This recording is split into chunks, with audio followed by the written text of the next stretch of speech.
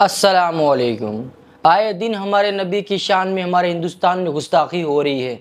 कभी कुरान को जलाया जा रहा है, कभी हमारे दीन के ऊपर बोला जा रहा है हमला, कभी हमारे नबी के ऊपर हमला बोला जा रहा है। मैं कुछ नाम लूँगा, नुपुर शर्मा हो या नाजिया इलाही हो या महाराष्ट्र के एक स्वामी हो या भी यूपी के एक स्वामी है। ये सब सुअर की पैदाइश है क्या? सुअर की पैदाइश है क्या ये लोग?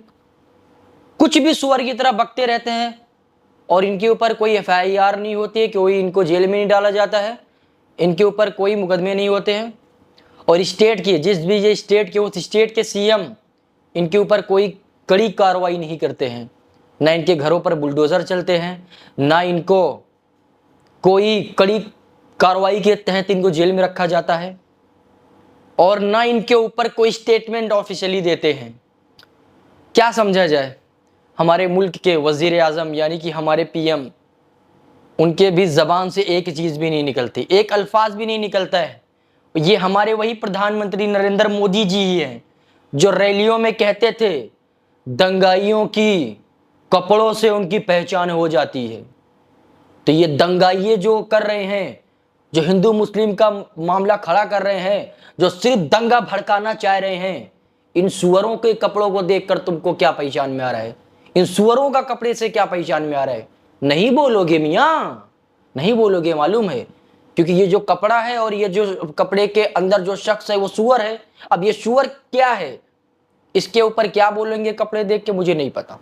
अब दूसरी चीज, हमारे बुलडोजर बाबा नाम से फेमस बुलडोजर बाबा, कब चलेगा इनके ऊपर जो है बुलडोजर? कब इनके ऊपर एफआईआर होगी? कब इनको इनकाउंटर किया जाएगा? कब इनको उम्र कैद की सजा मिलेगी?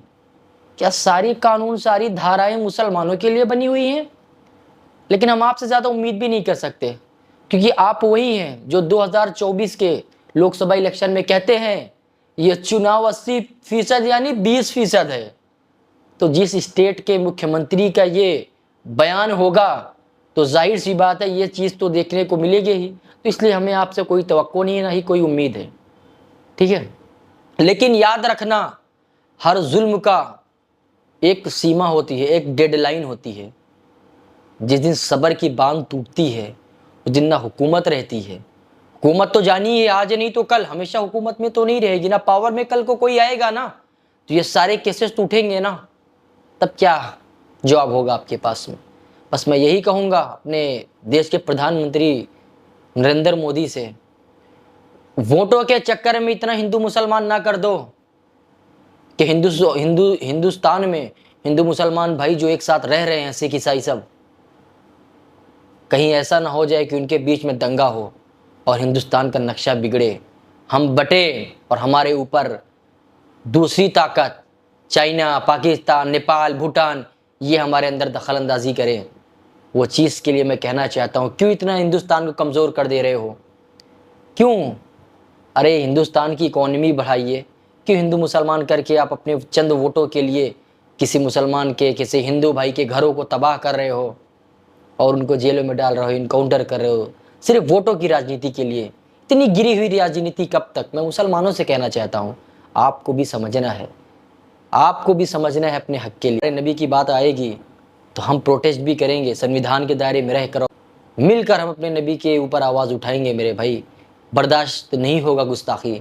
अभी भी कह रहा हूँ, इन सब के ऊपर जो है कड़ी से कड़ी सज़ा दी जाए और ऐसा कानून लाया जाए कि कोई किसी के मज़हब के ऊपर बोलेगा तो उसके ऊपर ये एफआईआर होगी और उसके साथ में ये एक्शन होगा। जिस दिन कानून आ जाएगा उसके बाद में कोई हिमाकत नहीं करेगा किसी के धर्म के ऊपर बोलने की। शेयर करो मुसलमानों वीडियो।